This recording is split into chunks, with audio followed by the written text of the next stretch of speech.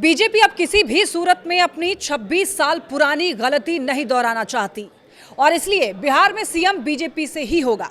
ऐसा क्यों कह रही हूं, कौन सी वो गलती थी, आगे इस वीडियो में हम लोग बात करेंगे। नमस्कार, मेरा नाम है लक्ष्मी। देखिए, नीतीश कुमार ने एक्स पर पोस्ट करके राज्यसभा जाने का ऐलान कर दिया है। उन्होंने बिहार में नई सरकार को अपना पूरा सहयोग करने की भी बात कही है। अब ये भी तय हो गया है कि बिहार में नीतीश युग का अंत हो गया। साथ ही अब इस बात की चर्चा शुरू हो गई है कि नीतीश कुमार के बाद बिहार का अगला मुख्यमंत्री कौन होगा। क्या पहली बार बिहार में बीजेपी का सीएम बनेगा? क्या नीतीश के किसी करीबी को सीएम बनाया जा सकता है? क्या 4 दशक बाद बिहार को सवर्ण सीएम मिल सकता है? बिहार में सीएम की रेस में सबसे आगे सम्राट चौधरी का नाम चल रहा है। विजय चौधरी भी चर्चा में है। इधर बीजेपी ईबीसी या ओबीसी चेहरा लाकर चौंका भी सकती है। सबसे पहले सत्ता के वो 2 फॉर्मूले को आइए समझते हैं जिसकी चर्चा चल रही है। देखिए, बीजेपी का सीएम अगर बना तो जेडीयू के 2 डिप्टी सीएम बनेंगे।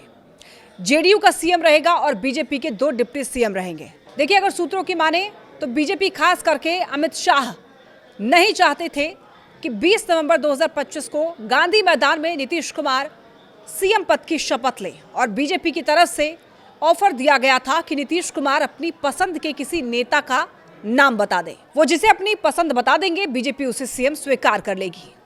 नीतीश कुमार ने तब ये प्रपोजल स्वीकार नहीं किया और ना ही उनके रणनीतिकार तब ये बात माने और ये बोला गया कि मैंडेट नीतीश कुमार के नाम पर मिला है तो सीएम भी वही बनेंगे।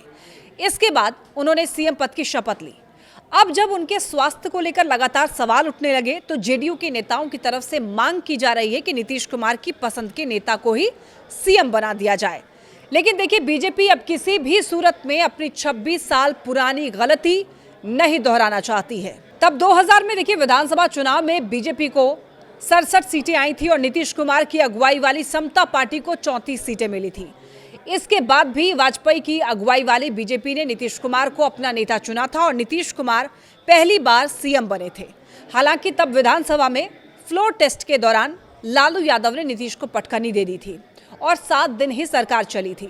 लेकिन बीजेपी के लिए नेता नीतीश ही रह गए और बीजेपी उनकी पिछलग्गू बनी रह गई। अब जब बीजेपी बिहार विधानसभा की सबसे बड़ी पार्टी है तो किसी भी सूरत में अपना सीएम बनाना चाहती है भारतीय जनता पार्टी। तो आइए अब बीजेपी के सीएम के दावेदारों का नाम जान लेते हैं। देखिए, सबसे पहला नाम सम्राट चौधरी।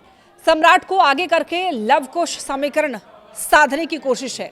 देखिए, सम्राट चौधरी कोयरी समाज से आते हैं, नीतीश कुमार कुर्मी हैं, तो इन दोनों को बिहार की सियासत में लव कुश कहा जाता है। राज्य में इन दोनों कोयरी और कुर्मी समाज की आबादी तकरीबन 7% है। इसमें कोयरी 4.21%, कुर्मी 2.87% है और इन्हीं के दम पर नीतीश कुमार अपनी राजनीति करते रहे हैं।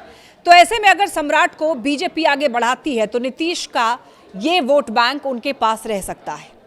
बीजेपी वहीं अगर बिहार में ओबीसी को साधने के लिए गैर यादव ओबीसी को लगातार साधने का प्रयास कर रही है और इस समीकरण में सम्राट चौधरी बिल्कुल फिट बैठते हैं। तो कोयरी देखिए, बिहार में यादव के मुकाबले एक मजबूत पिछड़ी जाति मानी जाती है।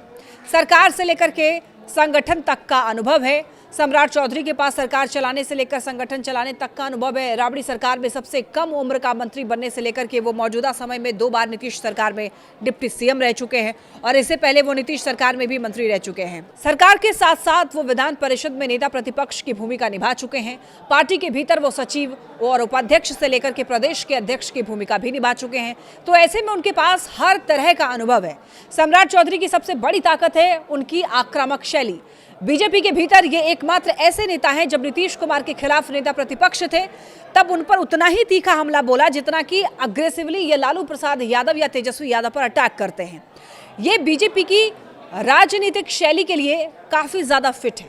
सम्राट के अलावा देखिए, फिलहाल बिहार में कोई ऐसा नेता नहीं है जो कि लालू और नीतीश दोनों पर आक्रामक रुख रखते हैं।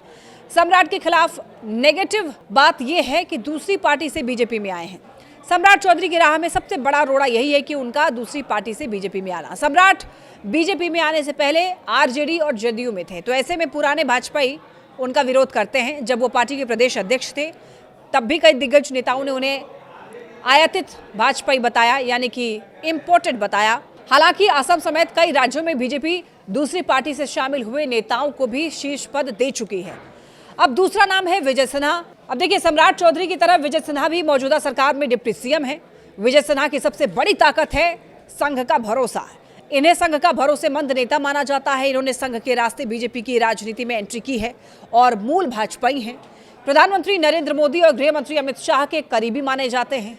भरपूर प्रशासनिक अनुभव इनको रहा है। और देखिए, विजय सिन्हा जो है वो लगातार 2010 से लखीसराय विधानसभा से चुनाव जीतते आ रहे हैं। इस दौरान वो नीतीश सरकार में मंत्री से लेकर के स्पीकर की भूमिका में भी अपना छाप छोड़ चुके हैं। नीतीश ने जब बीजेपी का साथ छोड़ा तब विधानसभा में इन्हें नेता प्रतिपक्ष बनाया गया था। इसके बाद 2 बार से लगातार ये भी डिप्टी सीएम के पद पर हैं। सख्त एडमिनिस्ट्रेटर के रूप में अपनी छवि बना चुके हैं। विजय सिन्हा के खिलाफ देखिए, सबसे बड़ी नेगेटिव बात यह है कि ये फॉरवर्ड समाज से आते हैं। उनकी जाति भूमिहार है। इनकी आबादी बिहार में फिलहाल 3% से कम है, 2.87% है। बिहार की राजनीति बीते 35 सालों से पिछड़े की है। ऐसे में भाजपा यानी कि बीजेपी जो है वो ये रिस्क लेना चाहेगी, कुछ कहा नहीं जा सकता है। हालांकि उत्तर प्रदेश में देखिए, योगी आदित्यनाथ के रूप में ये प्रयोग सफल रहा है और नया नाम देकर के बीजेपी चौंका भी सकती है। बीजेपी की ये स्ट्रैटेजी रही है। बीजेपी हर राज्य में देखिए मुख्यमंत्री के चेहरे पर चौंकाती रही है। ऐसे में बीजेपी पहली बार जब बिहार में अपना सीएम बनाएगी तो यहाँ पर भी चौंकाने वाले फैसले हो सकते हैं। किसी ईबीसी चेहरा या फिर यादव चेहरे पर भी दांव लगा सकती है भारतीय जनता पार्टी। हालांकि देखिए, प्रदेश स्तर से यहाँ पर कोई भी ऐसा नेता इस पर कुछ भी बोलने से फिलहाल बच रहा है। कोई भी कुछ खुलकर नहीं बोल रहा है। अब आइए जेडीयू के दावेदारों को जान लेते हैं। देखिए, जेडीयू के बारे में 2 तरह की चर्चाएं हो रही हैं। अगर नीतीश कुमार की चली तो जेडीयू का अपना सीएम होगा। अगर बीजेपी इस बात पर राजी नहीं होती है तो सरकार के मौजूदा फॉर्मूले की तरह जेडीयू के 2 डिप्टी सीएम हो सकते हैं। अब देखिए, नीतीश अपने हनुमान विजय चौधरी पर भरोसा जता सकते हैं। विजय चौधरी जेडीयू के भीतर और बाहर एक ऐसे नेता हैं जिन्हें नीतीश कुमार का नंबर 2 माना जाता है। वो सरकार की पॉलिसियों और रणनीतियों को बनाने वाली कोर कमेटी के अहम सदस्य हैं। नीतीश बिहार में कहीं जाएं, विजय चौधरी हमेशा उनके साथ होते हैं और रणनीतिक मामलों में उन्होंने नीतीश कुमार का उन्हें हनुमान कहा जाता है, हनुमान माना जाता है। तो विजय चौधरी एक ऐसे नेता हैं जो कि विवादों से हमेशा दूर रहते हैं। अपनी मृदुभाषी शैली और प्रशासनिक पकड़ के लिए भी वो जाने जाते हैं। इधर देखिए, वित्त, शिक्षा, ग्रामीण कार्य, जल संसाधन, संसदीय कार्य जैसे कई अहम विभागों की जिम्मेदारी वो संभाल चुके हैं। इसके अलावा विधानसभा में स्पीकर भी रह चुके हैं। तो नीतीश कुमार खुद बिहार की सियासत से अलग होकर अपने बेटे को सरकार और संगठन की कमान सौंप सकते हैं। इधर निशांत अभी तक पॉलिटिक्स से लगभग खुद को अलग रखते हुए आए हैं। 2025 विधानसभा चुनाव के दौरान से वो लगातार इसमें एक्टिव हुए हैं। ऐसे में नीतीश कुमार के अलग होने के बाद जाति और पार्टी के बीच कॉम्बिनेशन स्थापित करने के लिए ऐसे नेता की दरकार थी जिनकी स्वीकार्यता सभी के बीच हो। इसमें निशांत कुमार पूरी तरीके से फिट बैठते हैं। इनके अलावा भी कई नेता हैं जो कि रेस में हैं, जैसे कि अशोक चौधरी दलित समाज से आते हैं। नीतीश कुमार को अपना मानस पिता भी कहते रहे, काफ़ी ज़्यादा करीबी है नीतीश कुमार के। जातीय पॉलिटिक्स के समीकरणों में भी पूरी तरीके से फिट बैठते हैं। ऐसे में उन्हें भी मौका मिल सकता है। नीतीश अपने ही समाज के किसी नेता या ईबीसी चेहरे को भी आगे कर सकते हैं। तो कुल मिलाकर कहा जाए, बिहार की राजनीति अब एक बड़े ट्रांजिशन के दौर में है, जहां एक तरफ नीतीश युग का अंत दिखाई दे रहा है और दूसरी तरफ बीजेपी पहली बार राज्य में अपना मुख्यमंत्री बनाने की तैयारी करती हुई नजर आ रही है। अब देखना बड़ा ही दिलचस्प होगा कि बिहार की राजनीति में अगला चेहरा कौन बनता है और क्या बीजेपी अपनी 26 साल पुरानी गलती से इस बार पूरी तरह सबक ले चुकी है या नहीं।